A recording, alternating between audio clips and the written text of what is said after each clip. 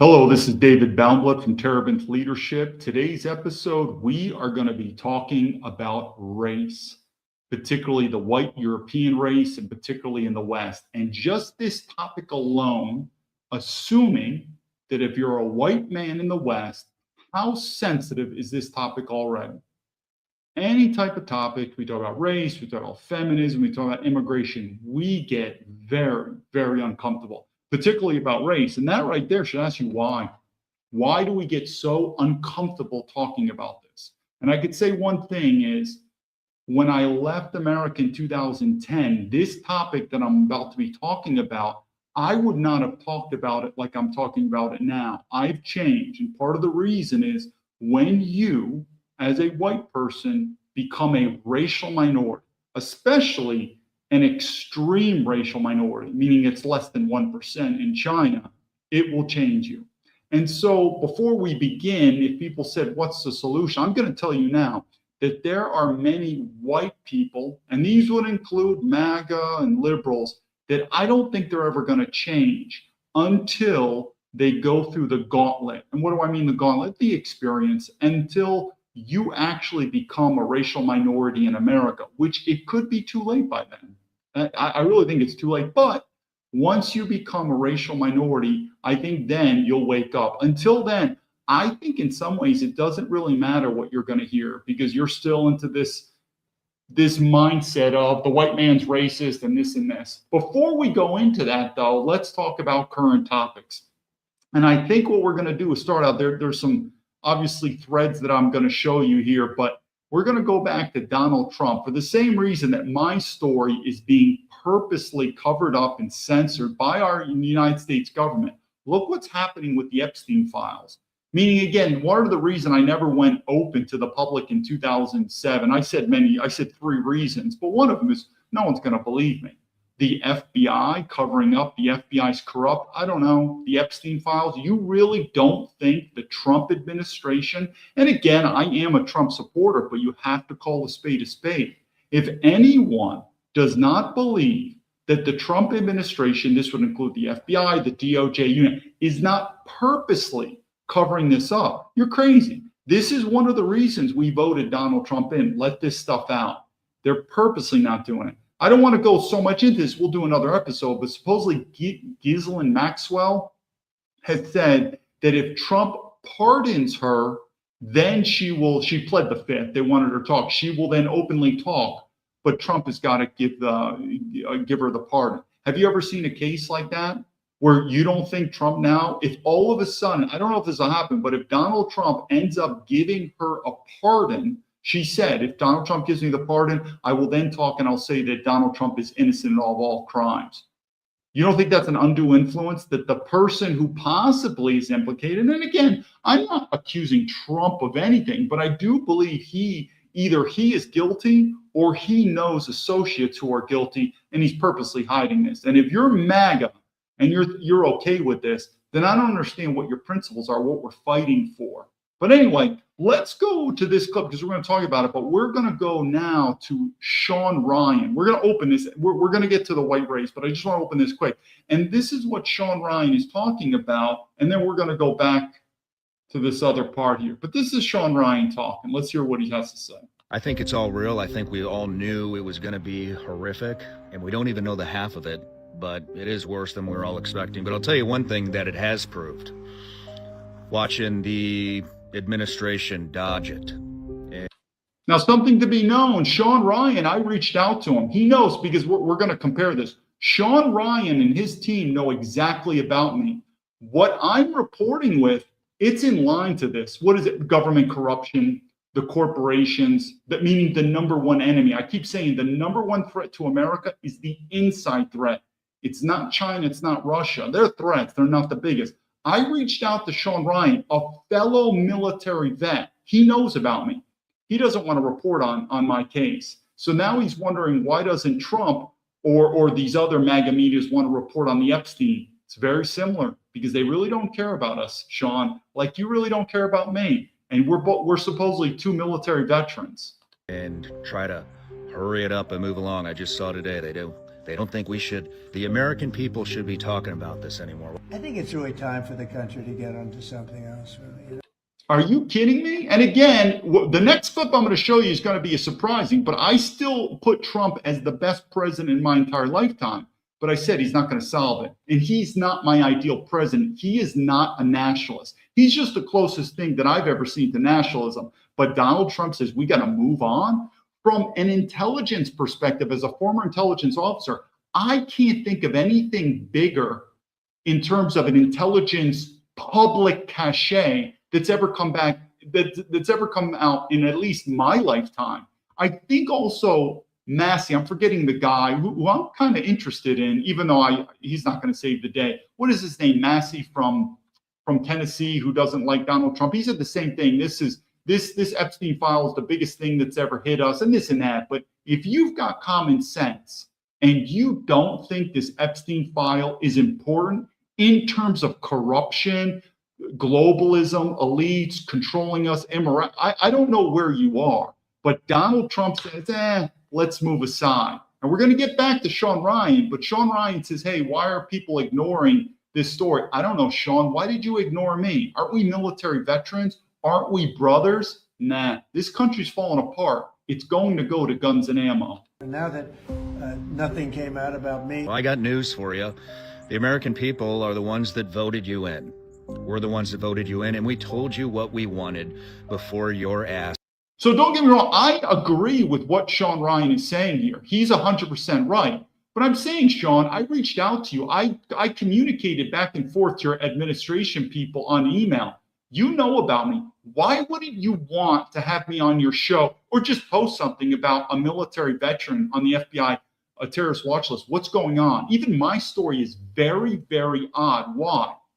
I don't know, Sean. You don't care about me. They don't care about you. People don't care about you. Where is this going? The country's going to fall. And I've said that. Our systems aren't working anymore. And sooner or later, more and more Americans, even like a guy like Sean Ryan, who makes millions of dollars, he's going to see too. This system's falling. I knew this is going to happen. Give it time. Got in there, and you're not doing it. None of these people that we elected. It's pathetic.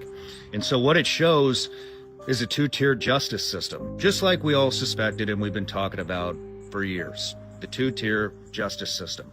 Why would you not invest? Let me bring this up. This screen's better.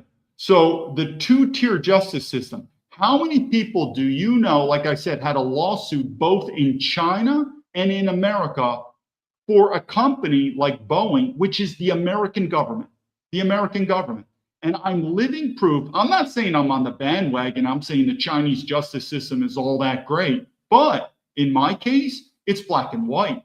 That this two-tier justice system in America, the rich, and who was it? The Boeing Corporation, that's basically the American globalist government. The federal judge, the globalist government, wouldn't even let me go take my case to court. And China, it was fast. Went to court. I mean, any common sense person would see my case. You don't need to go to law school. It was black and white. And what's the two-tier justice system? I don't have money. I don't have influence. I'm not part of the power. We know it. In America, if you have influence, if you have power, if you have money, you have justice. And they always like to say, no, it's these other countries that don't have a good justice system. I mean, I'm living proof, at least with my example, it's absolutely false. Do you realize why my story is not a very popular story with these globalist government and stuff? We'll keep going. We're going to press on with this. Investigate every single son of a bitch that went to that island. Doesn't mean they're all guilty. Doesn't mean that at all. But it at least calls for some type of investigation, not just sweeping the shit under the rug. I mean, think about it. The FBI, this Indian man and Danny Boy Bongino, we talked about him. Think about we're in the FBI. I don't know. What should we investigate? Epstein files? Nah, I cannot think of anything that is such an importance where the FBI should just go boom, balls to the wall, investigate. Why? Donald Trump said no. And little Indian man, Kash Patel, the Indian man who likes to eat curry every day, he's like, yes, sir. But he's going to fix the FBI. Remember, before Donald Trump was elected, the FBI was corrupt. That's why these grifter FBI agents were on there. And now Donald Trump is elected. He put the Indian man in charge, and Dan Bongino, I guess it's fixed. I guess the FBI is no longer corrupt. Well, problem solved. Like they always do, and they always have done. They bat this shit around. They get people all fired up. And then there's no justice. None. I'll tell you what, though. There sure as hell would be if it would have been me and you. But nope. The political elites answer to no one. No one. They really don't. It's amazing. I wrote this in my book to make sure it's clear. The biggest threat to the American people, and this also goes to this episode, give me time, we'll get there, about the white genocide. The biggest threat to our Christian faith, our European family, and just our freedom of speech is not China or Russia, you morons. I'm not saying I'd be friends with China and Russia. I would still have a very keen eye. They are threats. In fact, I've always said, I wrote it in my book, China is the biggest foreign threat. But this domestic threat of these globalist corporations and this globalist government, they will destroy us, to include the white race, which we'll go into soon. That's how it goes. That's how it's been for a long, long time. Unbelievable. You know, I don't even see right or left, Republican, Democrat, black, white. I don't see. It's interesting. I haven't seen Sean Ryan's show in a long time. I wrote him so many times because I'm like, this is perfect. He's military, I'm military. But what did I say? As much as these, and I want you to remember this because this is going to be the next slide coming up. As much as I look at these leftist kooky liberals and I say we can't live with each other, we have to separate. They're not our number one enemy. I know MAGA wants to tell you we're doing a tangent, but you know, like the football game, the MAGA are so big on this, what's this guy called? Bad Bunny. And they're like, yeah, Bad Bunny and Kid Rock. Guess what? I haven't watched the Super Bowl in 20 years. Probably if you're a real nationalist, instead of saying, don't watch the Bad Bunny thing and watch Kid Rock, why don't you just ban the whole Super Bowl? Has the Super Bowl really helped you out as an American? It's part of the globalist corporations. So I'd say as a nationalist, don't even waste your time with Kid Rock. Don't waste your time with Bad Bunny. Why don't you just not even watch the Super Bowl? It's a waste of time anyway. But I'm telling you, it's very difficult for you to believe me, but sooner or later, that the far left, it's similar to China and Russia. They're a threat. The best way to do is a divorce. They're not our number one threat, people. It's not our number one threat. The best way we can work with the far left is to focus on the number one enemy, and then we're just going to have to do some type of divorce.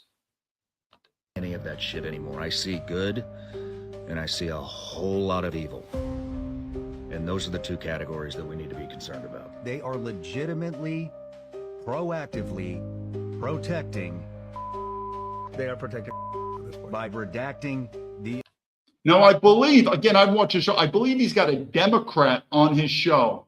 Democrat. In fact, when I wrote, again, I'm not on the Democrat bandwagon. In fact, I don't have any faith with any politician unless you're a true nationalist, which will be some type of secession. It has to be some type of split. We're not coming together. But notice he's got a Democrat on there. The only congressman that reached out to me with all my letters, I did the story. His name is Congressman Soto, a Democrat from Florida. I don't know if he's still elected or still in office. This is 2 years ago. And I did the story. If you want, I'll do another video. I responded. One of his people responded to me. So again, I'm not on the bandwagon of Democrats. But if you think these Republicans are our boys, it's not. And Donald Trump, the best way I could say it, he's like the best we have, but he's not going to solve it. He's not going to solve it. Why? He's too much infused with the globalists. But he's definitely something I've never seen before, and I do think he is a strength to get the system eventually. It's going to be transformed through his actions, whether you like it or not. But notice Sean Ryan, he has a Democrat on the show, and guess what? The Democrat's right. End of story. Epstein file, the whole thing needs to go open. I don't care about people being embarrassed, people being put in jail. It is what it is. The FBI, it should be front and center to the FBI. But Indian Cash Patel, they want to investigate me. They think I'm more important. Abuser's names. Is it by The White House listen up, everybody. The White House is protecting. You hear that? They're protecting. That's what they're doing. Okay, so what I want to do is, I just want to show Sean Ryan, we're going to do a couple clips and then we're going to see it. What I want to show now is on Twitter, and what you're going to see is, one second, let me bring this up. Let me add this to stage. Okay, the reason I'm bringing this up is this person, now anyone knows me, let me see you're seeing this right. Look at this person's on X. He's got, I stand with Ukraine. I personally don't. I mean, it's like Taiwan, it's like Israel. Oh, and he's got an Israel flag and he's got a Ukraine flag. Anyone with common sense knows that this guy is probably not going to be aligned with me. And he's like, he's a left wing, well, whatever. But you know what he did? Look what I wrote about him. I said, I want to thank this guy. He actually reposted that post. I think it's down here that I saw, maybe you've seen this before, military. I'm requesting help. You don't have to send me any money. You don't have to buy my book. You don't have to do anything. Just repost. This is what needs to be done for a whistleblower when you have government corrupt. Just repost. How many MAGA people have just said, nah, guess what he did? He reposted. What did I say? I said, I don't think we share a lot of political beliefs, but I'm amazed how many fake MAGA people, fake, because if you're MAGA, you're a patriot and you say you support military veterans, you support against the big state, government corrupt. That's exactly what I'm reporting. I'm a military vet. In fact, I am pro-Trump, this and that, but they ignore him, not him. And look at that. So now, what am I saying? Am I aligned with him politically? No. What do I think? This is again why Charlie Kirk got shot and I wouldn't get shot. I really wouldn't be pushing my political beliefs on the far left. The far left, I would just say, is we're just going to have to split. You do whatever you want. You want to have no guns in California. I don't know. You want to have homosexuality, have the best of it. We're getting to the point, think about it. We don't care about Ukraine if you're a nationalist. Don't care about Ukraine. Don't care about Taiwan. Don't care about Israel. And sooner or later, we're not going to care about California. I don't care about Minnesota. It just will split. But until then, they're not the number one enemy. If you could focus on the federal government, this government elite, and we're going to show it. But I just want to use that point. All these MAGA people, military support, this guy, at least he reposted. He did something small. The rest of them didn't. Let me now go to this one right here. Look what Pam Bondi said. This is what I say in there. Pam Bondi says, if we prosecute everybody in the Epstein, the whole system will collapse. What do I think? People, it's going to happen sooner or later. I've said that. This plane is going down.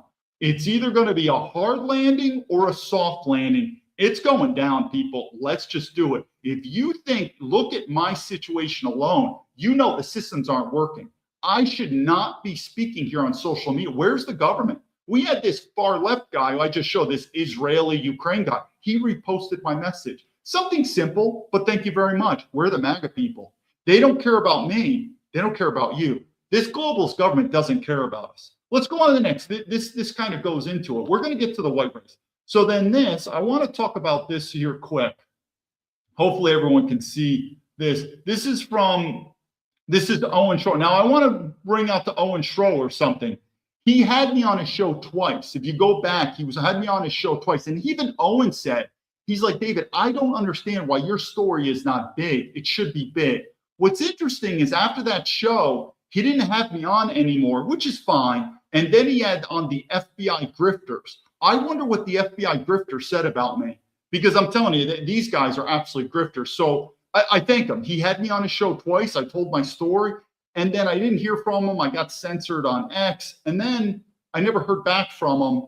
It was fine. I have nothing positive things to say about Owen, but he did have the FBI grifters on his show after me.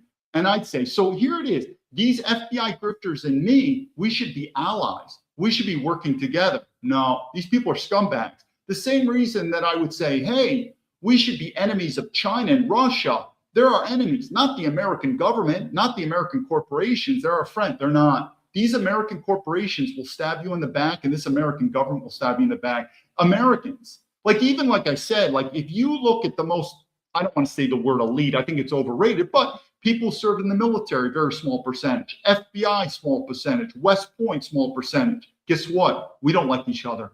Don't like each other. It just is. Our values are different. Meaning, if you cannot have, we'll just say the FBI agents, which is a very small group of people in America, if we cannot get along and see eye to eye with our principles, it's going down. Now, let's see what Owen posted here. We're going to do it. I think this guy is saying what it is. I agree with him. I just watched an interview Trump did about this whole Epstein thing, and he said that, I quote, "I think it's time for the country to move on to something else." No, bro. No. We brought you in to clean house.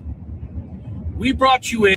So again, I don't know who this guy is. Good for Owen Schroer for saying this. He's speaking truth, this guy. We brought Trump in to drain the swamp. This Epstein file should be front and center. And all these faggot MAGA people who really don't care about military veterans, they're all behind Trump and they're quiet. This Epstein file should be front and center. We know that. Anyone with common sense knows it. And to bring the noose back. We brought you in to clean the swamp. Enter whatever fucking funny saying you want to say. We brought you in to handle shit. No, we're not moving on. We've moved on from fucking everything else.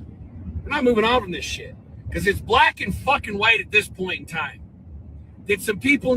MAGA also would like to say, this guy, David Baumblatt, move on. Who cares? He's a military veteran. Who cares? It's a scam artist. Who knows what they're saying about me? They do it to me, they'll do it to you. What are our principles? Do we not care about military veterans anymore? Do we not care about American citizens? If you're put on the FBI terrorist watch list, if you're not, like, who cares? Move on, move on. Eventually, it's like a corporation. They don't care about you. I'm telling you, as you're starting to see more and more Americans get bulldozed over, sooner or later, it's coming to you. And sooner or later, you got to look at the far left and say, listen, I'm not politically aligned with you, but we share a common enemy. That's this globalist government, these globalist corporations. Need to fucking hang. So one of two things is going to happen. You're either complicit with everybody and you wanted to move on because you got some big fucking problems ahead of you, or you're going to do the job that we brought you in to do, which is hang some people. You and Dana can do it in the front yard of the White House. Interesting. He's got a Chinese, I don't know who this guy is. He's got a Chinese tattoo that's called Courage on his right arm. It's called Yom. But he's absolutely right. One of the reasons that when I left America in 2010, this system's over. And I looked at the Republicans and the Democrats generally as the same. They both suck. When Trump came aboard, I was excited, and I still believe he's different. But as we're seeing him more and more, I'm really looking at him as he's American corporations first, American citizens. It's the same old thing. The same old thing. The Epstein files. It's not to protect the citizen. It's to protect the corporations. The tariffs. They're not to protect the citizens. It's to protect the corporations. You know, Greenland, it's more. So this system's not going to get solved, people. It's not. I really think, give it time, you're going to see this system will eventually collapse. And eventually, just like George Washington and our founding fathers created America, they used guns and ammo. The same thing's coming because it happens throughout the world. White House before or after the UFC event, we don't much give a fuck. However, if you don't start putting some people in nooses soon, and I mean like soon, shit's gonna pop off in this country, cuz shit is gonna. Oh my God. So I remember these West Point faggots. Now, these were West Pointers that were being paid by the FBI to spy on me. I was having private conversations and I was telling, we were talking about the January 6th. I had nothing to do with the January 6th. And I've said, I think the January 6th was not national security. I think it was a protest that got out of hand, generally speaking. And I do think there could have been some minor jail time for some people. But I mentioned comments on there. These were private conversations with my West Point friends. And sure, private conversations, you might say stuff. But I mentioned too, I said, you're going to watch. People are going to get smoked. They push it more. These politicians are going to get smoked. I don't give a fuck. But this sort of violent language, sooner or later, it's going to go mainstream. As much as we want to say, don't talk about violence, you're going to see it. People are going to say the only way that's going to solve this, even me that left America, I always said, no, I got a better solution than violence. Just leave America. They still come after you. I still cannot believe it. But I'm telling you, guns and ammo are going to come to America. We already had one civil war. Another one's coming. Don't think I'm wrong. You think Mr. Indian man, Kash Patel, is going to protect us? Send that motherfucker back to India. To pop off in this country because there are a lot of people like me that just don't give a fuck anymore. You're taxing us to death. Fucking, we're done. You understand that? There's a lot of people like me that love life. We love living. We love being alive. Think about it. What are you going to think when you start seeing patriotic Americans start smoking people? And again, I hope they don't smoke the far left, and I hope the far left doesn't smoke the far right, because you're idiots. But they start smoking, oh yeah, the government. Remember what I said about that Preddy shot in Minnesota? And again, I'm pro-ICE when it comes to foreign nationals. But I'm telling you, they went overboard with that U.S. citizen. They smoked that motherfucker, and they shouldn't have. It was absolutely illegal and immoral what they did. And you look at in January 6th, this law enforcement apparatus is going to continue to get bigger and bigger. The guns are going to be pointed on you. The guns are going to be pointed on you. We don't need a bigger government now. Our taxes are being drained. I'm living in China. I'm telling you, they're not the number one enemy. And we're going to go into the racial part. Anyone knows about how I view, people have seen the comments of what I talk to Chinese people. The amount of racism that the white cuck guy would not say, oh, I say to the Chinese all the time. Say it all the time. I would not let any of these Chinese immigrate to America and become U.S. citizens. But they're not the number one enemy. They're not. This guy, you're going to see it. Violence is going to come. And once it does, and if it happens like George Washington and the violence wins, then all the cuck Americans are like, I'm against violence, but fuck it, they won. Okay, I'm fine with it. And that's it. That's how most people are. They're sheep. We love our children. We love our family. But at the end of the day, the route that we're going, we're already slaves. You think we want to let our kids be even more indentured servants to you motherfuckers in DC? And you can call me crazy. You can call me whatever the fuck you want. But I know goddamn well that there are millions upon millions upon millions that think exactly. And remember, a lot of these MAGA people, now they're harping on the Second Amendment. Remember that shooting in Minnesota? That guy shouldn't have brought a weapon, a gun, to a protest. I don't know. I thought that's what the Second Amendment was. And again, I believe that person, whatever this guy's name, Alex Preddy, he should have been arrested. I get it. He's a left-wing lunatic. I get it. He provoked the police. I never said he should not be arrested. But you're telling me this guy should have been smoked, and you got MAGA people saying, well, he shouldn't have brought a weapon. I am telling you, at the end of the day, the most important freedom or right that you have in America is your guns. Your guns. If there's any freedom that you better protect, it's the Second Amendment. I don't care if it's far left or far right. You better protect the Second Amendment, because this government is going to come for you. Exactly what I'm saying right now. They have no fucking problem going out in a blaze of glory to ensure the next generation isn't fucked the same way that we're fucked by some of you scumbags. I brought you in, Trump, to do a fucking job. You better fucking start doing it. Yeah, so let's go to this one right here. And the reason I want to show this tab right here, let me make sure is, and again, I'm not on the bandwagon of China, but, and again, I think we should also agree that Epstein files, it's a lot more than child molestation or pedophilia. It's a lot more. But I could tell you something, in China, they don't screw around with this stuff. That's why my lawyer, he knew I was going to win the case. Anything like feminism, pedophilia, like all, it's not tolerated in China.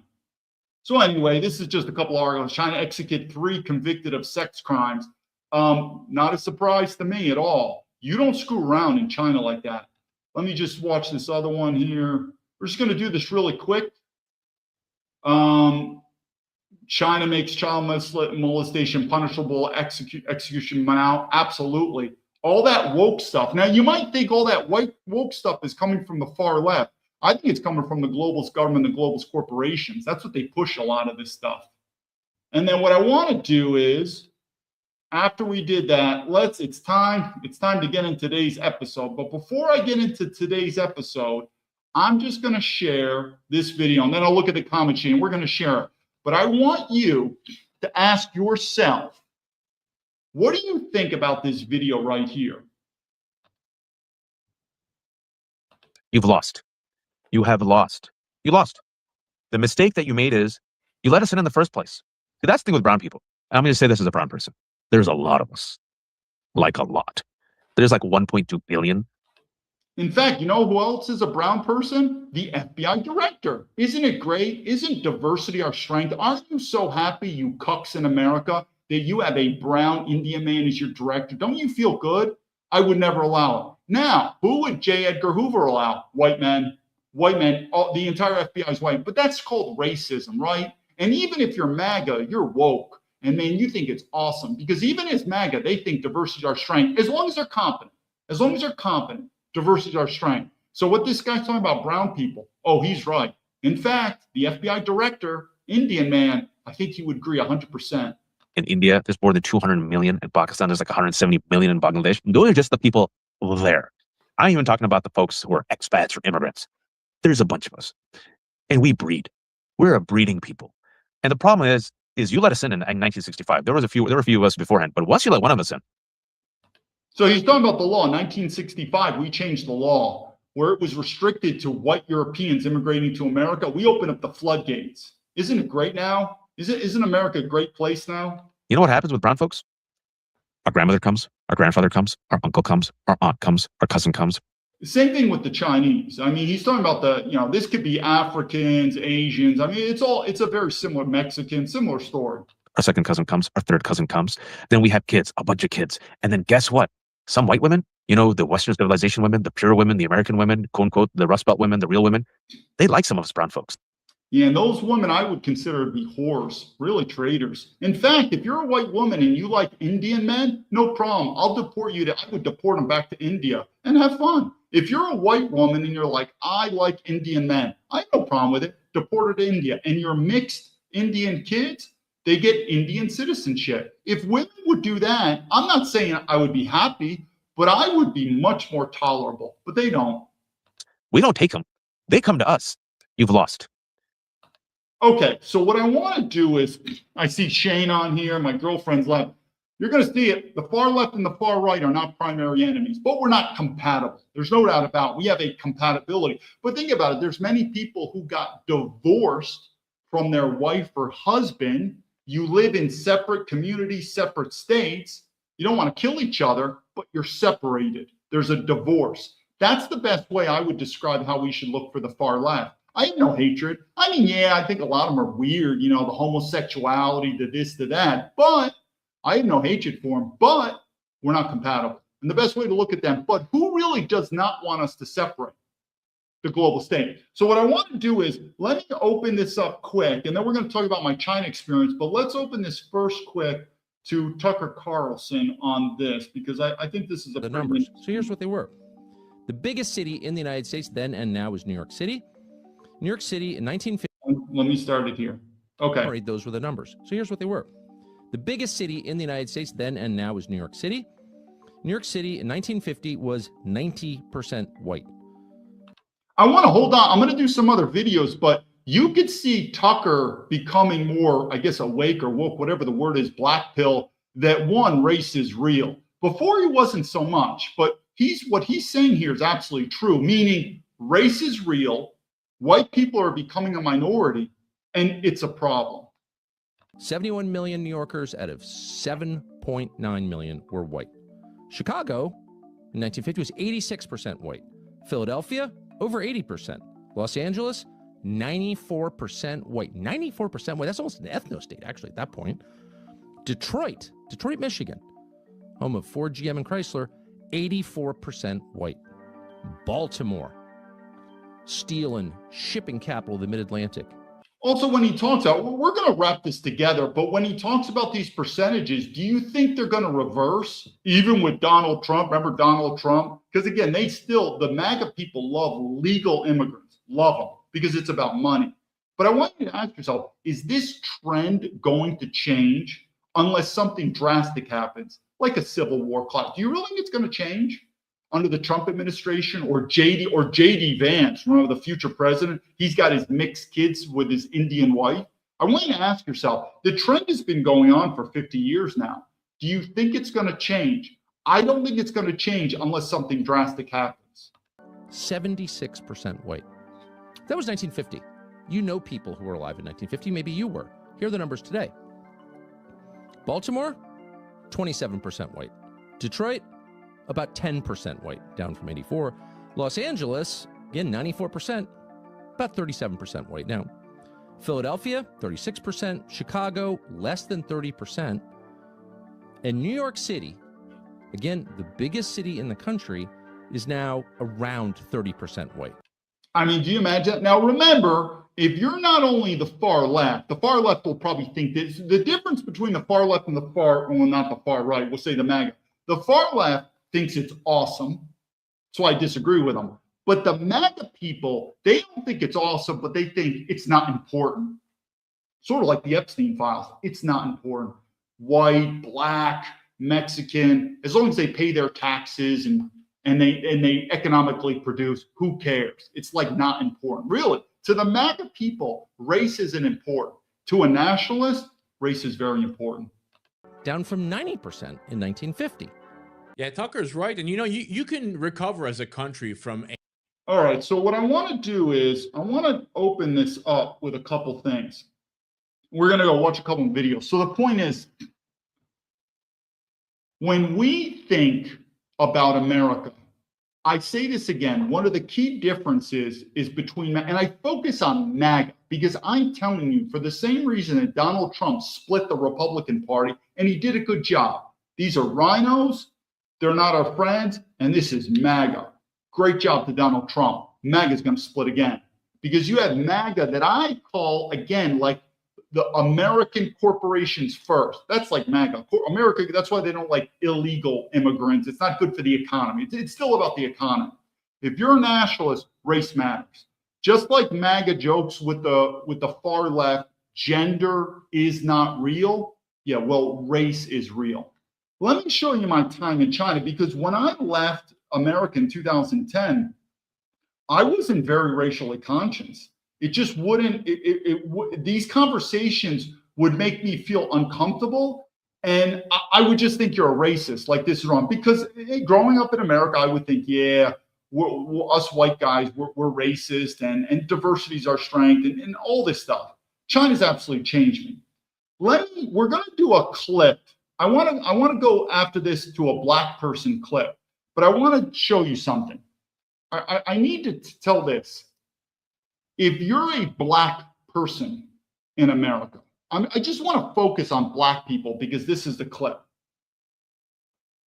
If you don't like how white people treat you in America, I get it. Go back to Africa. You don't want to go back to Africa because you look down upon Africans. You're very racist. But my point is, what I'm trying to make is, who is going to treat you better than white people?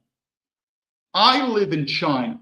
I know China more than probably 99% of Americans do. And I'm telling you, I'm focusing on the black people because that seems to be a very high level of racial sensitivity. The blacks and the whites, the word nigger, like all this, it's very sensitive. I'm telling to the black people, you could believe me now or you will believe me later. If you think whites don't treat you nice, fairly, whatever, all this stuff about racism, you have no clue how bad it's going to be when the Asians are in charge, or the Indians, or the Mexicans. The way they will treat you will be at a so much worse level than you can imagine. Because I'm telling you, how the Chinese view black people is at such a horrendous level compared to even close to white people. Now, there'll be these influencers that say, hey, I'm a black guy traveling in Asia, and Asian people are awesome. They always do, and a lot of them are getting paid by the government. There's always going to be these onesies and twosies. I know a black guy in Shanghai and she or he says it's great, they're talking out their asshole to you because the first question is, are they even a citizen? Just ask them. So if they're in China, just say, hey, curious, are you a Chinese citizen? No. Why not? You can't be. Just on the, and I'm telling you, the Chinese don't want it. But the level of racism, now, I've said many times, this is not a negative view on China. Their culture, it's what they do, and I don't have a problem with it. That's what they want to do in their country. I'm telling you facts, though, that if you think racism from white people are bad, when these Chinese get to America, because again, I don't believe the Chinese government and the Chinese people are that much different. They're about 90% the same. That if America gets flooded with Chinese, and I could say the same thing about Indians, you black people are going to feel a pain that you've never felt before. And even when it gets to that level, the country's going to fall apart. Let me just show one thing here, because again, we don't have to go so much into this clip, but you're going to. We're here about. No, but you're going to. We're not going to talk about him. We're not going to talk about him. This is basically a clip right here. You know, Deontay Wilder. This is a professional boxer. And I want to make this clip because there was an incident that happened to me in China about an African American. That's interesting. We'll watch it. It's only 2 minutes. Watch this clip and I'll comment on it. Oh, understand that. No, fair enough. All right, then. So let's move on. It's all about everything. Just so you know, he's doing an interview with some boxing commentator and he's pulling out the race card. My name's Deontay Wilder. I'm a multi-millionaire thanks to the American Western system. I'm popular, I'm rich, but I'm a poor black person. I want to complain about racism. Yeah, I don't have any sympathy anymore, but hear his complaint, and then I'm going to tell you a story about in China with the African Americans. To Soren, that's it. I understand that. You've called him a cheat. And it leads me the biggest in boxing. That's like a little bit flaky. You lost those fights. And those fights were lost. It's kind of disappointing to me You can say what you want. I know the truth. I have the facts. Okay. Understand that. I risk my life for you's entertainment to see. No, absolutely. So why I ain't never lied about none in this business. Why is it so hard to believe a black man than a white man? Understand me? Yeah. Why is it so hard to believe a black man than a white man? Why you don't believe it? Why is it? First and foremost, it's got nothing to do with color. No, it does. So you can tell Deontay Wilder's getting mad. He's throwing out the race card, but this is normal. But remember, the difference between Deontay Wilder, unlike other Americans, this guy's filthy rich. America has treated him very well, very well. He's not going back to Africa. This whole country got some. This whole world got something to do with race. You think your life has been like mine? Listen, come on, you got white privilege, brother. Oh, don't start. I ain't never had that. Don't start. I'm a black man. Oh, here comes the white privilege. I would ship this nigger back to Africa. With dark skin, ain't nothing ever been given to me. We done been through so much. Okay. So much.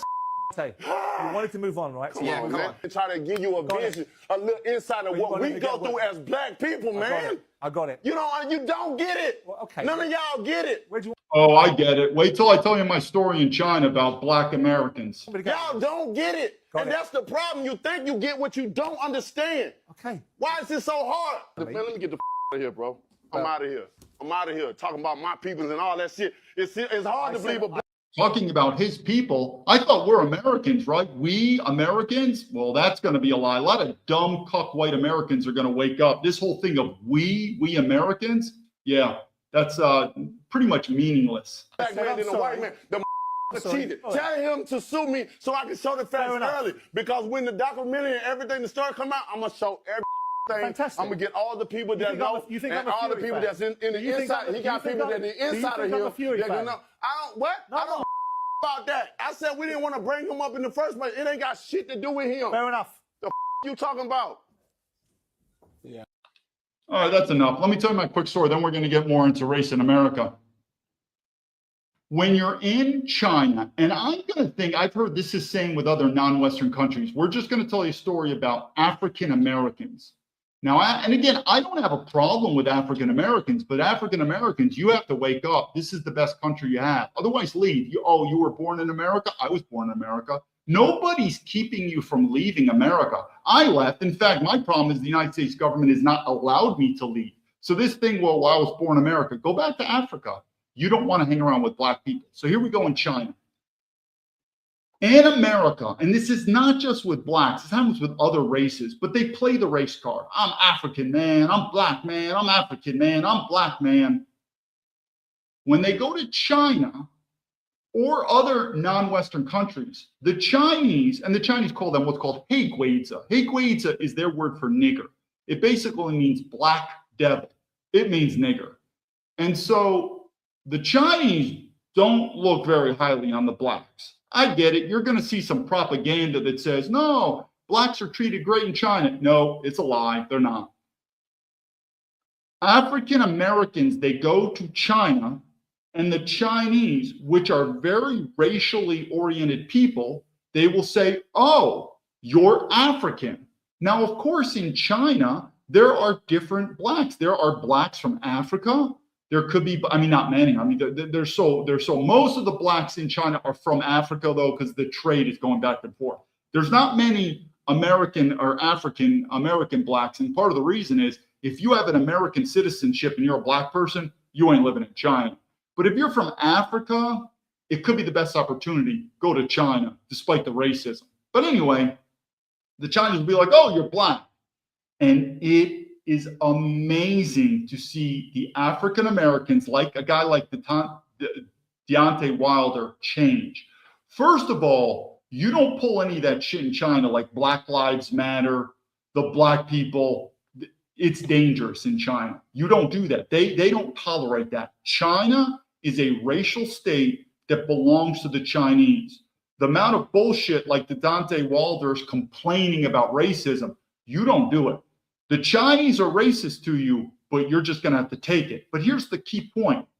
They will immediately say, whoa, I'm not African. I'm not black. That whole thing that they portrayed in America is gone. And you'll see there's other videos in YouTube of black people traveling around the world. And they said this. It's so true. They said, when I left America, it was the first time I felt like an American. What does that mean? What are they saying? What they're saying is when they go overseas, because black people are extremely racist. White people were the least racist. Black people look down upon Africa. Think about it. If they don't, why wouldn't they want to move to Africa? Because they look down upon them. They think they're low, savage niggers. I didn't say it. They said it. So they don't want to be associated with them. They use it in America as a race card. They race bait, affirmative action, sympathy, like Deontay Wilder, who's a multi-million-dollar athlete. He's complaining. They go to Asia, though. They don't want to be associated with black people. So they'll say, dude, I'm an American. And I'll be there like right beside them. And they'll be like, yeah, like David. I'm like David, man. We're brothers. And I'm like, oh, now you're an American. Now you're proud to be an American. Because what they're trying to do is they don't want to be identified for their race. Because they know these other countries in the non-Western world, they don't really like black people. So they take their ethnicity and they throw it away. And then they use their passport and their nationality. Because when they're overseas, if you're a black person in China, again, if you're from Africa, you're screwed. You have no choice. But if you're a black American, you could say, what is a better status? An American or a black person? It's easy. You want to be an American. The problem is the Chinese, they will recognize that the American citizenship is higher, but they're still looking at them as a black person. But the black people, it's so interesting. They will throw and the same thing like in America, it's like, notice there's racial tensions, which is normal. Again, a multiracial society doesn't work. The whites, the blacks, the Mexicans, and you have this tribal warfare.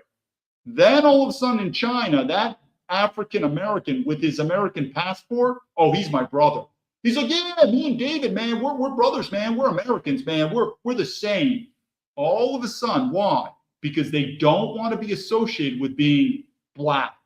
Whereas if you're a white guy, it really doesn't matter what country you're from. You're from Denmark, you're from France, you're from America, you're from Australia. It doesn't. Now the political, though, you got to be watch out being American because there are political. But in terms of status, just being white is nice in China. But you don't want to be a black person. And also the African Americans want to separate themselves really quick from the other Africans from Africa, saying, no, I'm not those people. Those people from Africa, man. I'm American. See my passport? I'm a proud American. You'll see them change very quick. I just want to show that because, like I said, when you see this stuff in China, it's very interesting. And what you also realize is this whole thing about the race card and everything in America, what you'll realize is these people are spoiled. We know that. Because what did I keep saying? Nobody treats women, racial minorities, and immigrants better than the West. No other country. And we have spoiled them. Deontay Wilder, you are a spoiled bitch.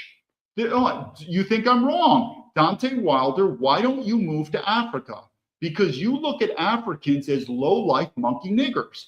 I didn't say it. You said, why don't you? You grew up in America. I get it. Your life was tough. A lot of people's lives are tough. But overall, you became a rich, famous person. Your fame and fortune is more than 99% of white men in America. Without a doubt, 99% of white men in America, your fame and fortune is higher. And yet you still complain about the white man. Guess what they would do in China if you did that? They would send your nigger ass back to Africa. You have no clue how ruthless the Chinese will be. The same thing with me. Do you think I push any political agenda in China? Zero. I don't push anything. The amount of bullshit that gets pushed in America on this stuff, it's amazing. And it's done because of one reason, the weak white man. It's the weak white man. And I never would talk like this before I went to China. But after living in China, it's radically different. And what you'll realize is we have absolutely spoiled women and racial minorities. Let me go to some other videos here so you can kind of see it. Let's go with one thing here about Tucker Carlson here quick. Well, let's go to this one talking about the white. We know from all those beautiful old English. So for this is we're going to be looking at what's happening in America. It's happening in the UK as well. We know this. Films and murder and the Midsummer Murders and all those places, they've decided now, James and Rita, that they need to be less white. They're too white. Oh, what a surprise from a Labour government. James, what's happening? Well, this is a shocking story because there's this outfit called the Department for the Environment, Food and Rural Affairs. Of course there is. Now, I mean, this is one of those stories where you want to sort of imagine what it would be like if they were saying it about any other kind of country or culture. Because what they're saying here is in England, which is an Anglo-Saxon country, Anglo-Saxon people. Yeah, and just so you know, England, or we'll just say London already is a racial minority for whites. Can you believe that London, the capital of the UK, is already white minority? Is that shocking? Some of you may not know that. So the UK, these were many of our forefathers in America hail from. George Washington, British, that the capital city of London is already white minority. And how's the UK doing? It's falling apart. We know that.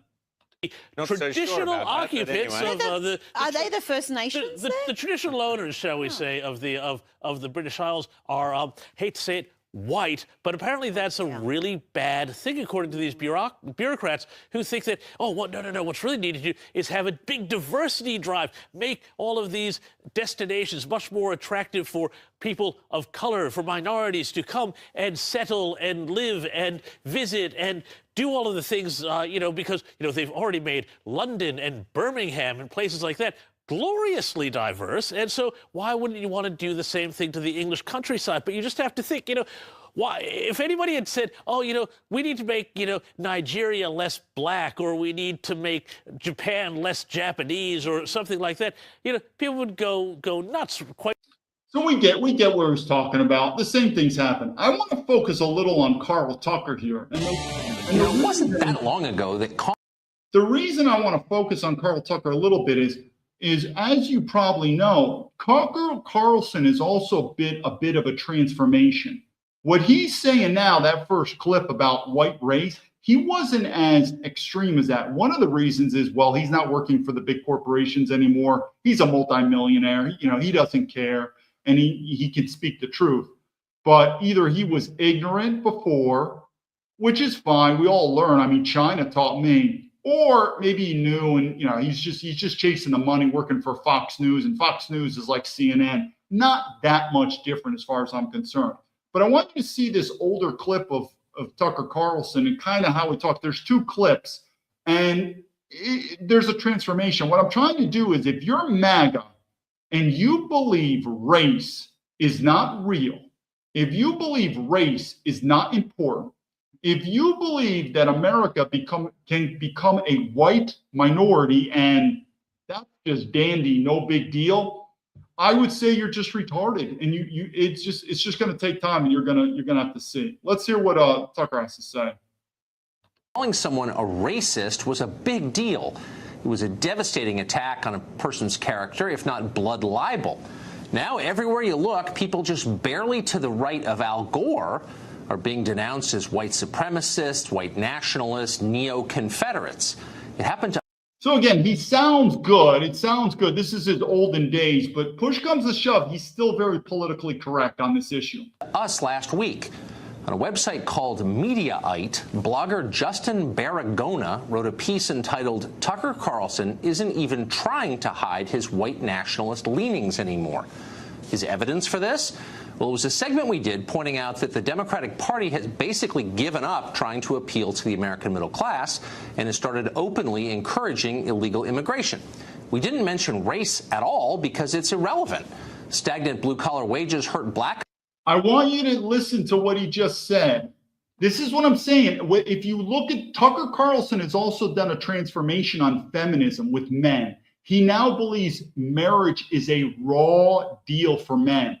There's other clips about him when he was Fox, how men need to, you've heard this before, men need to man up. No, they don't. And if you know what men need to man up to do, we should restrict women. They shouldn't have the right to vote. How's that for manning up? We should change the entire marriage law. How's that for manning up? He wasn't for that. He just that men are just being too wimpy. Now look what he just said.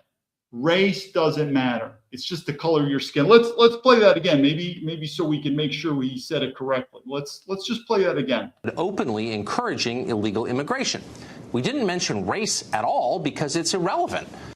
We didn't mention race at all because it's irrelevant. And he said that many times. So I'm not getting all the clips before, but race is irrelevant.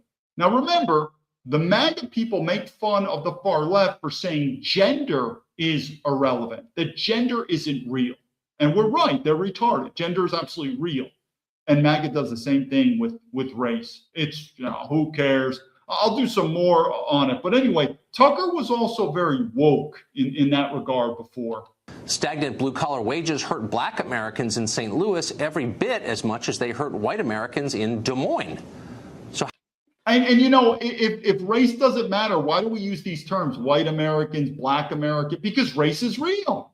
That's what matters. If you had a daughter or a son and he says, Mom, Dad, I'm bringing home someone to get married, you don't think race matters at all? Nothing matters? Then I don't know. Then give it a time, because I've said this before. I think a lot of white Americans are never going to change until they become a racial minority. Like, I just don't think any explanation I'm going to tell you race is important, danger, the white. I just don't think it's going to matter to a lot of people. They're going to still say that's racist. But once you become a racial minority, like I am, it's going to dawn on you. And it could be too late, which I think it will be. It's going to be guns and ammo. But I think a lot of people will not understand the concept of race until you become a racial minority. How exactly does that qualify as white nationalism? Well, Justin Baragona didn't explain, nor did he accept our invitation to come on this show and lay out his reasoning, because like an awful lot of name callers, he's a coward. Too bad. It would have been interesting to hear someone tell us exactly what a white nationalist is and how we qualify. Baragona is not the first person to make that charge, by the way. It's absurd and untrue, not to mention conveniently imprecise. So typically, we just shrug it off on the theory that it's pointless to argue with demagogues. But there's enough of that kind of libel flying around the country right now that we thought it might be worth taking a second to lay out clearly what this show believes on the question of race. Above all, yes, I'd like to know, Tucker, what do you believe with race? I believe race is real. Race is important, and identity politics is the laws of nature. You're not going to change it. Let's see what Tucker has to say. believe that skin color is not the most important thing about a person. Okay. Maybe, meaning skin color, because again, he's being a cuck, skin color. Race goes more than skin color. It's your DNA. Is your racial identity is something more important? It's possible. I don't know. Your religion, but you could change your religion, your gender, you know, I don't know. But I would say who you are as a person. And again, we get it. You're trustworthy, loyal, healthy, friendly, brave, courteous, kind, obedient, cheerful, brave. I'm doing the Boy Scout oath here. I guess so. But your race is pretty important. And if you go to non-Western countries and Israel, don't worry, we got an Israel clip at the very last. It's very important. Talk to the Jews, you little faggot, Tucker Carlson. Tucker Carlson was a bit of a faggot. I don't know how much he is now. Talk to the Jews and say, race doesn't matter. Does it really matter if someone is racially Jewish to be part of the Jewish community? Guess what they'd say? Absolutely. I don't know, Tucker. Talk to the Chinese. Does race matter? But if you watch Tucker in his olden clips, he's very cocked. What matters most is how you live, the choices you make, what you love.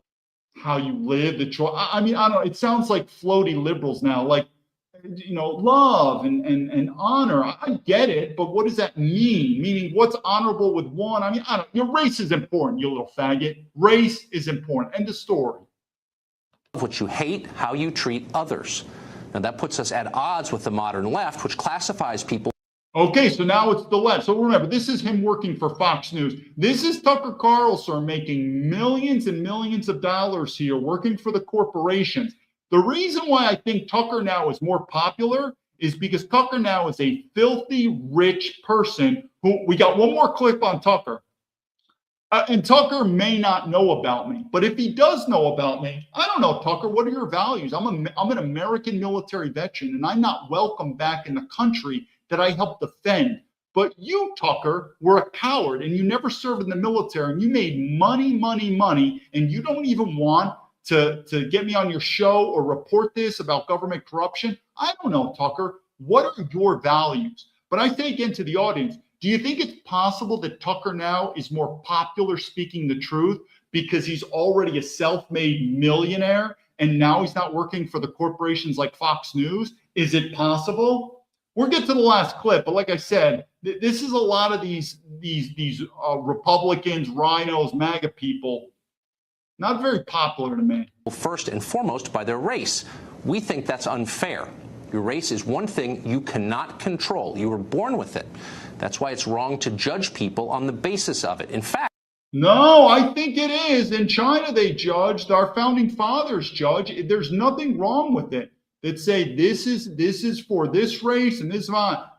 If you're not Jewish, try to immigrate to Israel. The Israeli people will judge you for that race. This is typical. This is like I'm telling you, this country sucks. It really shows that at the end of the day, we really are a corporation. that used to be the very definition of racism before liberals changed the rules to exempt themselves from it. Now, this show is based in Washington, D.C., the most democratic city in America, so we know and like a lot of people who call themselves liberal. Many of them are decent human beings, and they're motivated by noble impulses. Some of them sincerely believe that tribalism empowers people. They're wrong. No, Tucker, they're right. Look, what I want you to do is look at the transformation of Tucker and then ask you, why did he change? I don't know. Before, he worked for the corporations, the biggest threat, but he made millions of dollars, so now he's not. And now he's speaking more truth. You don't see any connection with that, how Tucker was before? Tucker was actually talking out his asshole back then, out of his asshole. Let's keep going on that. So he thinks tribalism is bad. No, tribalism, go back 100 to 200 years, tribalism was the predominant political ideology around the world. The only countries that are not tribalism are Western countries. Listen, you don't think China is tribal? 100%. You don't think Israel is tribal? 100%. This is Tucker. This is corporate Tucker talking. This is the same Tucker who says he's an American, but he's got no time for a military veteran, as that fat fuck enjoys his freedom in America. We'll see. Tribalism diminishes people.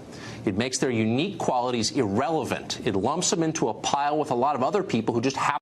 No, what tribalism does, it also brings people together for brotherhood. This is also a piece of shit Tucker Carlson who never served in the military. He didn't have time. He didn't want to die for America. He just wants to make money. And now this guy knows about how much leadership in my fucking big toe. Tribalism is part of leadership. When you build a military, you build a tribe. When you build a brotherhood, you build a tribe. You know who else has a tribe? The Jews. The Jews have a very strong tribe. You know who else has a big tribe? The Chinese. There's nothing wrong with tribalism. It is a form of strength, protection, and unity. That is what many American white men are lacking in America. That sense of brotherhood, that sense of tribalism. This Tucker right here is a piece of shit working for Fox News, making millions of dollars, and he's got no time to report on an American military veteran with government corruption. Happen to look alike. It's dehumanizing. It erases the individual. Unfortunately, it's also politically hard to resist. Groupthink and race hatred are remarkably efficient race hatred, I'm telling you, back then he would think far right are a bunch of race haters. Organizing tools, as both parties have proved over the years. And so tribalism flourishes in this country. In the workplace, in the academy, in the media, the left has created systems where people are judged, punished, and rewarded. It's always the left for Tucker, the left. Solely based on their immutable characteristics. This is bigotry, the very definition of it. Yet, in an Orwellian sleight of hand for which they become justly famous, the left now claims that all who complain about this are themselves bigots. The most remarkable part is how quickly progressives have forgotten the lessons of the worst things this country ever did, slavery and segregation. Not everyone who looks Oh, the worst slavery, segregation. This is Tucker here. This is old corporate Tucker. Alike is alike. Collective punishment is immoral. If you find yourself generalizing about entire groups, stop. It never ends well. And more than So what I want to do is do one final clip on Tucker Carlson. And again, if you remember the first clip on Tucker Carlson, he's on it. Notice the first clip. Oh, you got to go back. I know I've been speaking for an hour. What did he say? The white population's dropping in America. The white population dropping. This is important. This is an emergency. I agree. I get it. What changed though, Tucker? What changed? Maybe he was just an idiot before and now he's woke. That could be sort of what happened to me. It also could be he was working for Fox News, who I said is the number one enemy. The corporations, the globalist corporations, CNN, Fox News, all the same. He's made into millions of dollars of preaching ill-advised leadership to white men. He was talking through his asshole. He thinks he knows leadership. He doesn't. Made his millions, and now he's retired. One final clip on Tucker Carlson, pretty interesting, because I'm telling you, this system, the enemy is from within. This is Tucker Carlson here. did what I try hard never to do. So let me explain this clip a little. I don't know. This is a Dutch guy, and there was behind the scenes footage.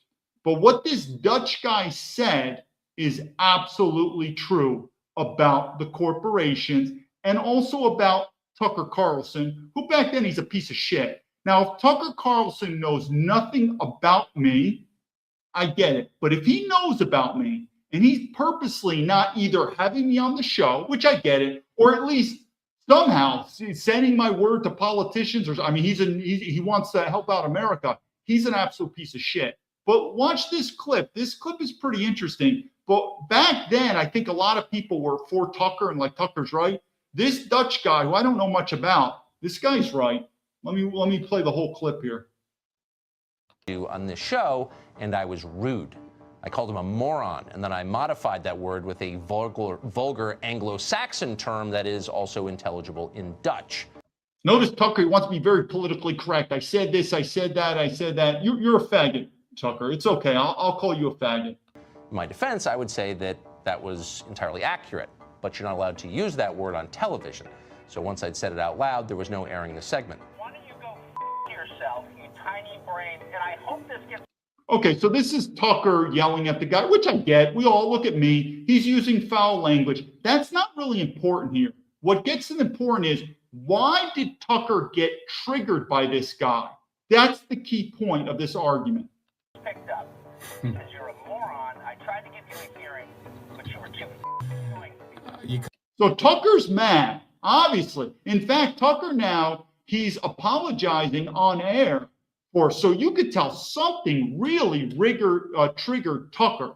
What was it? Let's go.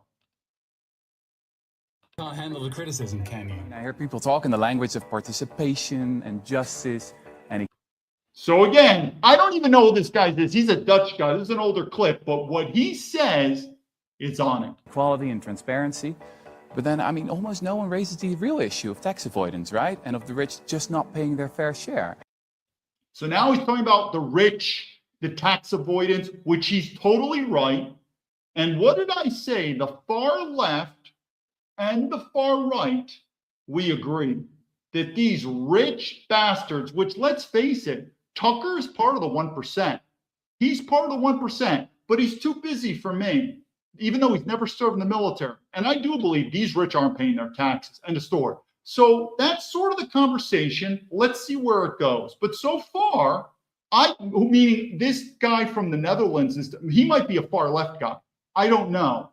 But we agree that it's not really about far left and far right. It's about these global rich elite and basically the rest of us, like the Epstein files. Let's see what he says about Tucker Carlson. I mean, it feels like I'm at a firefighters conference and no one's allowed to speak about water.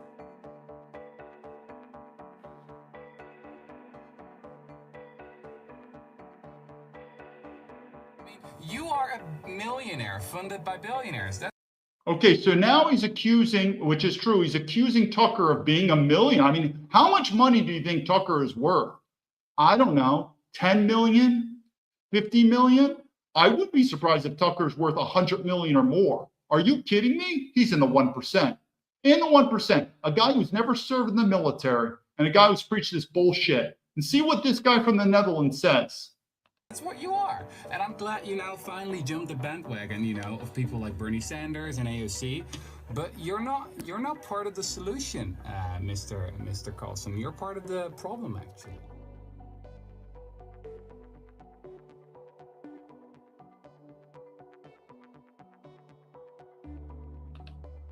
So what I believe Tucker Carlson got triggered was he was saying, just like these Democrat elites, you're a Republican elite. You guys are not that much different. And that hurt Tucker Carlson's identity because he's like, no, the problem is these Democrats, not these good Republicans. No, you're both kind of the same. What have I kept saying? Because look at Tucker Carlson. When you're a multi-million dollar person, it's very difficult for you to not be part of that. And then Tucker wants to preach to us that tribalism is bad. So I agree, though, Tucker Carlson recently, the last year, he's starting to speak more truth to power. Why? One of the reasons he's probably not working for the corporations anymore. He doesn't need their money. Plus, he's filthy rich. But if you look at his old videos, not very good. So we're going to end it with the typical video in terms of all this white replacement. Let's talk about Israel. Because the reason I put this stuff up here about the white replacement is this stuff is just weird. You just have to look at this and just say, I don't even know who this woman is, but she's some person of importance, but she's talking about Donald Trump. And again, we opened this up with Sean Ryan, and Sean Ryan and me should be two military guys. I thought he was going to have me on his show. Didn't, because he thought maybe I'm racist or I'm a far right person. But what is Sean Ryan is now thinking about the Trump now with the Epstein files? People are getting more disillusioned. What helped me was China. When you leave America, you become disillusioned fast. I mean, it's warp speed how fast it happens. I never believed how fast it was going to happen. Sean Ryan, it's taken a while. But look at this clip. You telling me that this is not odd? It's a very strange clip. Another reason probably why I'm not invited or welcome on many talk shows. Citizen first, but I want you to know. Okay, 1 second. Let's make sure we get this here.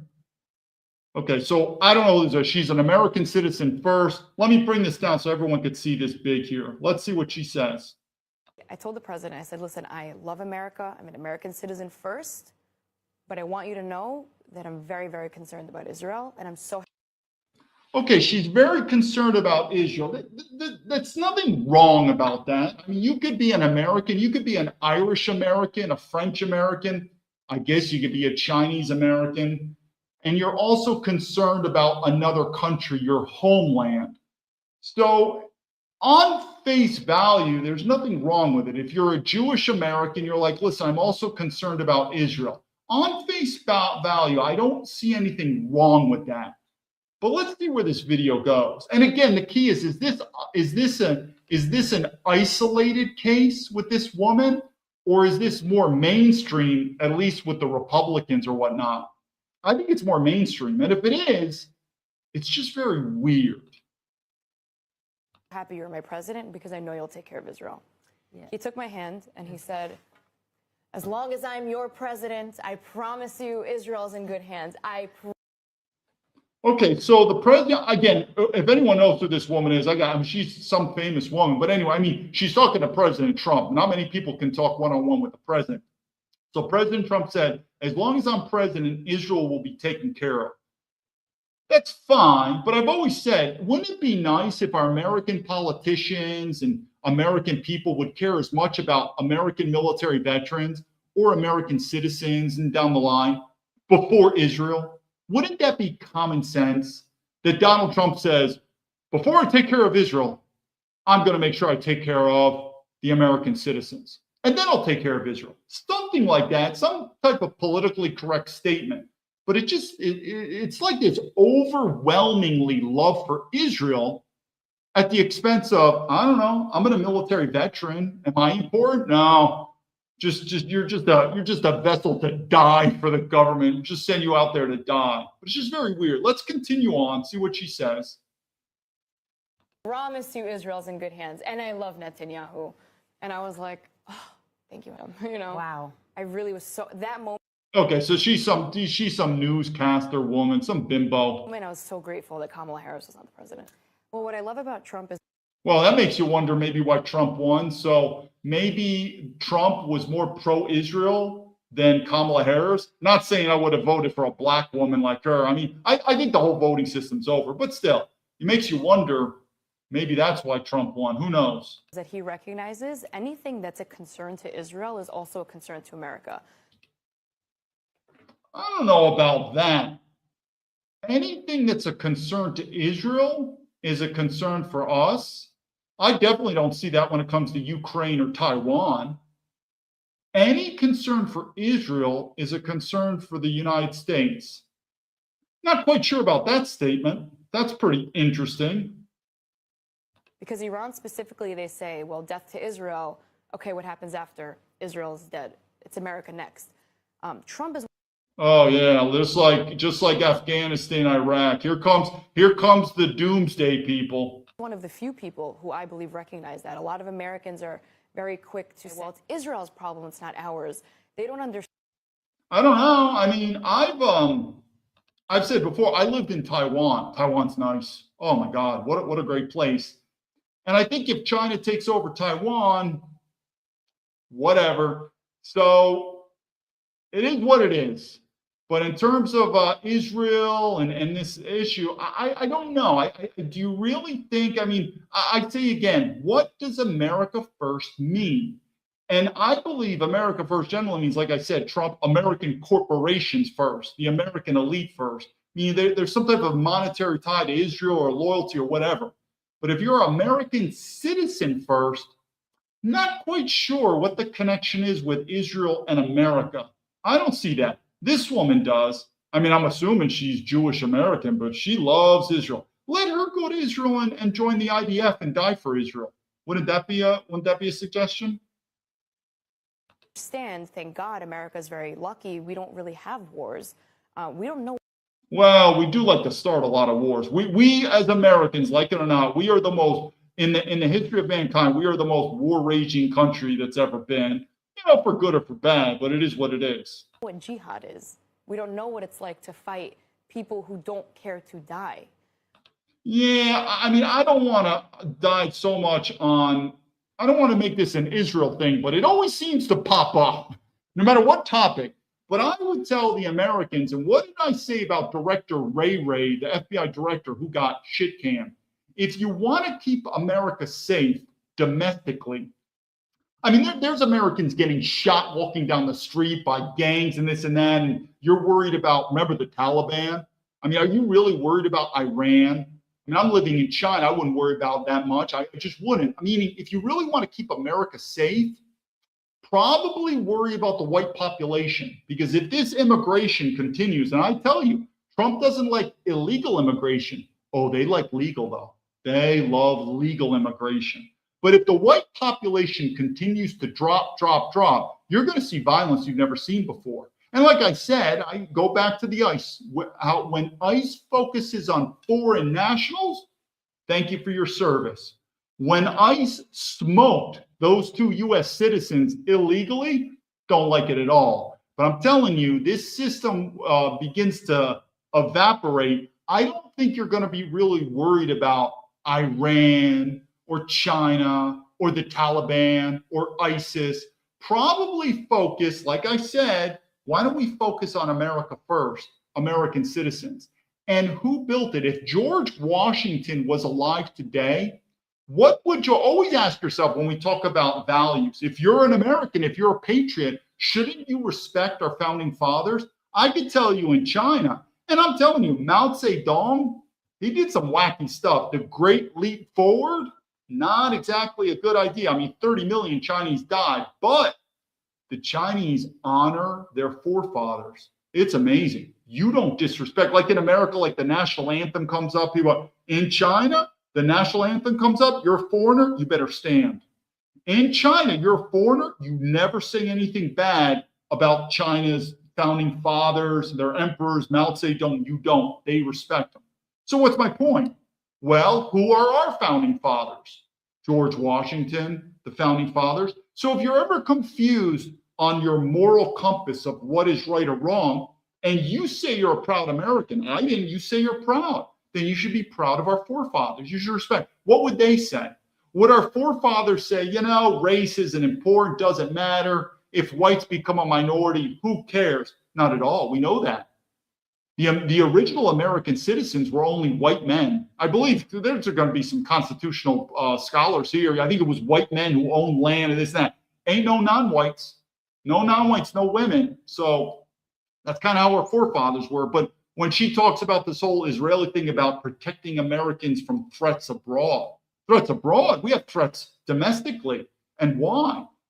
Probably the way white men, our relationship with women, we should have never given women the right to vote.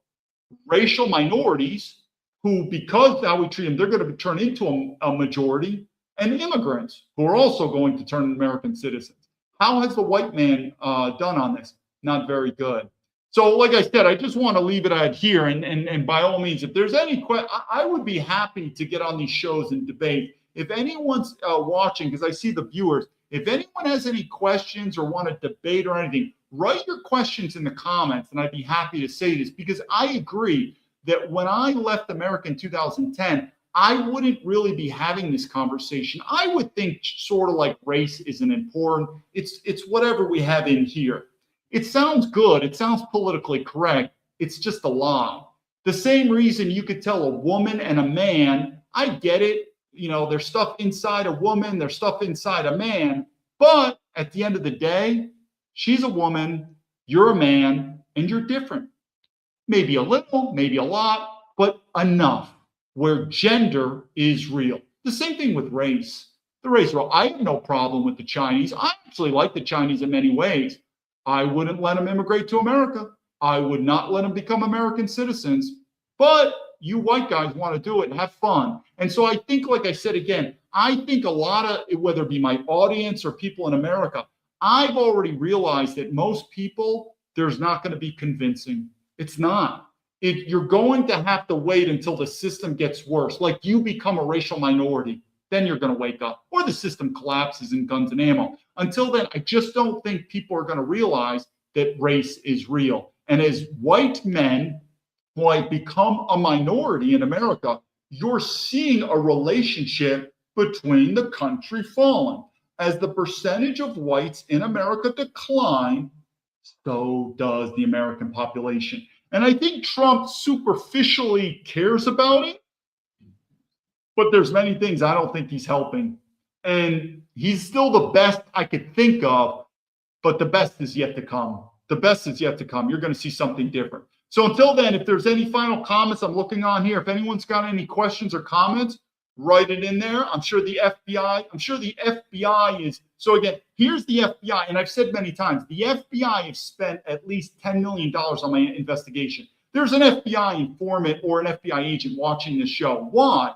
Because investigating David Baumblatt is more important than the Epstein files. And then if you ask the FBI agent, what illegal acts are you investigating me for? You know what they'd say? Don't know. Never done anything illegal. But they really want this. It's kind of like the White House. But Epstein files? Nah.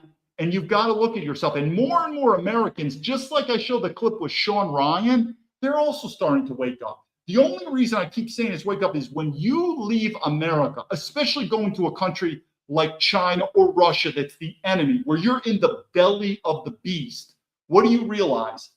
Well, they're definitely not our friend and our ally. I wouldn't definitely trust China with Huawei and stuff like that. I get it. I wouldn't allow Chinese to immigrate to America and become American citizens. I get it. But they're not our number one enemy. It's just not. It's so ridiculous you'd ever see. And what happens? Like warp speed, you start changing. And what does the American government not want to do? They don't want people like me telling our stories. And I'm telling you, you are going to start seeing the FBI go like they've been doing. Anyone that is against the regime, they're targeting you. Whereas Epstein, even though what the people are in the file, they're guilty, they're immoral, but because they're part of this mafia, this elite mafia that's also Trump is part of, they will be protected. There's two forms of justice, people. And again, I'm living proof to say that. I never would believe, never, that I would get justice in the Chinese court systems, but in the American court systems, not only did I not get justice, I didn't even get my day in court. That she automatically ruled that this is the federal judge. This system's done. And these are many points I could say, just like the FBI, who's willing to go behind my back, who's now in the audience, but they don't have the balls to face me one-on-one. And if anyone would really look at this story like a Tucker Carlson, you would see the same thing. This is the most craziest thing. But we know our government hides stories like that. You know, just sort of something like Pat Tillman's stories. We know our government purposely tries to hide stories that legally paint the government, these agencies, these corporations. Amazon and Boeing are like quasi-American government. They protect them. Just like the Epstein files, our government is protecting the global elites. In my story, who am I up against? The FBI, Boeing, Amazon, federal judge. That's as much as the global elites you want. They don't care about us. But sooner or later, more American citizens, because it's going to get to you, sort of like even Sean Ryan, where you realize, oh my God. And believe it or not, if you're MAGA, you're going to look to the far left. You're not going to like them like me. You're going to say, those people are weird. And it's sort of like a wife getting a divorce. Like, we cannot live together with these people. But you're also going to say they're not our enemy. Because think about it. Who's preventing us from getting a divorce? Think about it. What's happening in Minnesota? I could care less. Just split with Minnesota. Who's preventing that? The globalist government, the globalist corporations. They don't want it. So that's where you need to focus on. Let me see anyone else. Yeah, Don. Yeah, the FBI's on here. They're on your taxpayer, Don. They're like, Epstein files, forget it. Let's get David Baumblatt. And that's what and you're going to see arrests. What did I predict? You are going to see arrests come out of the Trump administration. Like the FBI said, arrests are coming.